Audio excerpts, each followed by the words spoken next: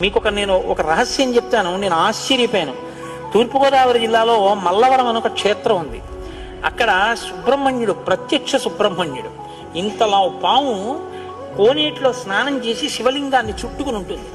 అది పిల్లలు పుట్టని వాళ్ళు వెళ్ళి నమస్కారం చేస్తే పిల్లలు పుట్టారు. డాక్టర్లు పిల్లలు పుట్టారని సర్టిఫై చేసిన వాళ్ళకి పుట్టారు. ముఖ్యమంత్రులు కూడా వెళ్ళారు పీఠాధిపతులు అక్కడికి. ఆ పాము కారణాంతరాల చేత శివలింగానికే తల కొట్టుకుని శరీరం వదిలితే ఇప్పుడు అలాగే ప్రతిష్ఠ చేశారు.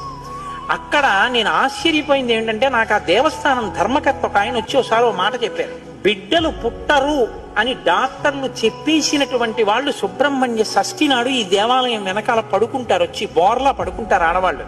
వాళ్ళకి కునుకు పడుతుంది, కునుకు పట్టాక లేపేస్తాం. ఆ మరుసటి సంవత్సరం వాళ్ళు పసిపిల్లల్ని పట్టుకుని వస్తారండి అని చెప్పారు.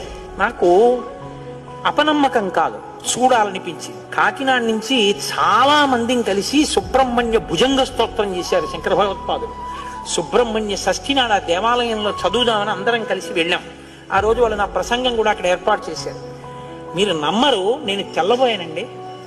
ఎంతంత సంపన్న కుటుంబాల వాళ్ళు బిడ్డలు పుట్టరు అని బెంగ పెట్టుకున్న తల్లులు చంటి పిల్లలతో ఎంతో సంతోషంగా వచ్చి ఆయనకి నమస్కారం చేసుకుని, అబద్ధం కాదు, నేను ఎంతో మందిని అక్కడ అడిగాను, ఏమమ్మా మీకు ఈయన వల్లనే కలిగిందా సంతానం అని.